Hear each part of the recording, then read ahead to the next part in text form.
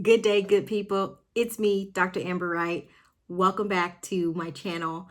I have debated about whether or not I'm going to say that or not because I feel like everybody says it at the beginning of their YouTube videos. But for now, we're just going to roll with it. I'm going to play with different intros to see where we land.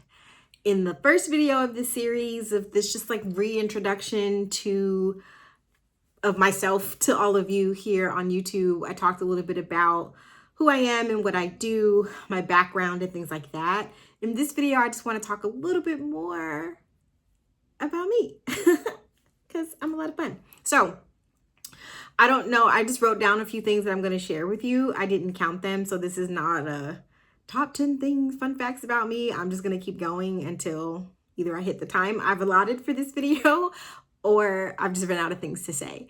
So as I mentioned, I'm a communication expert, speaker, and executive coach. If you're interested in working with me, if you think that you could be better with your communication skills and you want to be better with your communication skills, go to wordswellsaid.com. After you finish watching this video, don't leave now.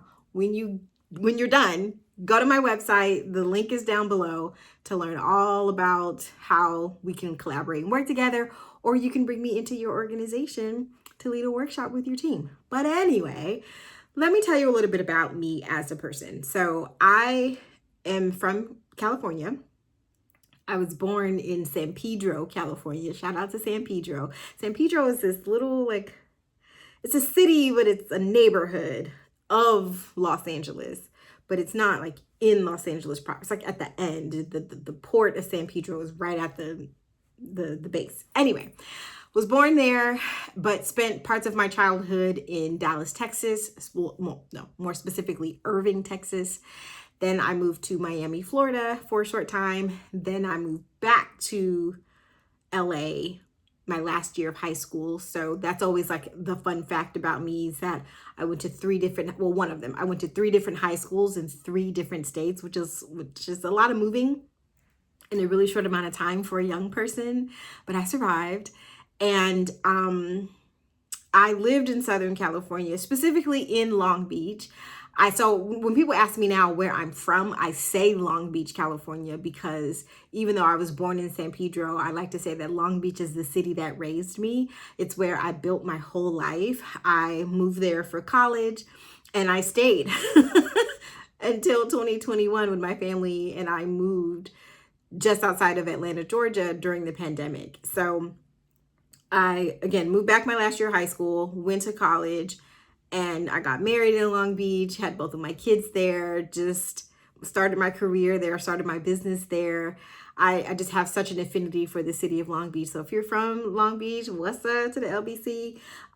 But again, we moved to just outside of Atlanta, Georgia, 3 years ago in 2021. So we really love it here down in the South. And I'm really happy. It was a good move for us, for our family. And we have settled here nicely over the last few years. So all of that moving around, though, as a kid, while it was difficult for me then, it has really, really served me now. It has informed my life's work. And so a comment there about that is sometimes things don't happen to you, they happen for you. I didn't know that as a kid, but now as a grown-up, I am the type of person that never meets a stranger. Aside from my effervescent personality and my communication skills and abilities, I just really enjoy people. And so I'm really grateful for my life experiences because, again, I like to describe myself as somebody who's from everywhere, in the sense that I lived in the South as a kid. I lived in South Florida specifically, which is its own place unto itself. It's just, Miami is its own place. It's like separate from the state of Florida.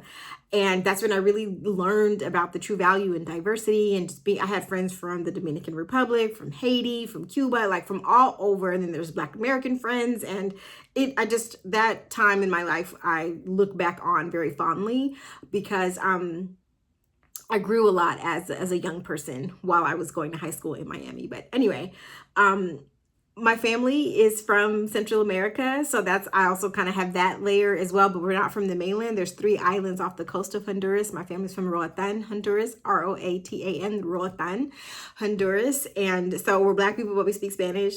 I'm working on my Spanish. My mother never really taught us Spanish when we were kids, but she spoke it in the home, so my tongue was receptive to it. By the time I started taking it in school, I did really well. But you know, a foreign language is like any other skill. You have to practice it to keep it up. And so I really work on my Spanish speaking skills. I try to, because it's such a beautiful language to me, and it's part of my cultural identity. I identify as a Black American because I was raised as a Black American, but I'm a Black American with a Caribbean heritage. So there's that. And when I was a professor, I used to tell my students that how that showed up for me culturally is that means I eat fried chicken and macaroni and cheese and arroz con pollo and plátanos. Like, it's all of that speaks to who I am as a person.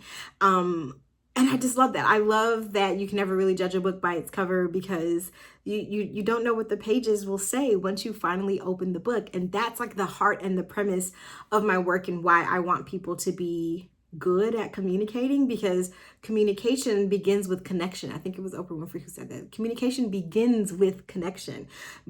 All those years of me going to all those different schools, I had to be comfortable with extending my hand and saying, hi, my name is Amber. What's your name? If I didn't want to sit by myself in the cafeteria.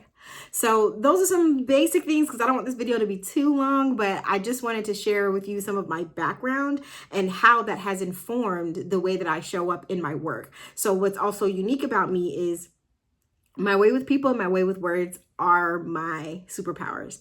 And those working together in tandem is how I've been able to do what I do, and why I'm able to do it so well.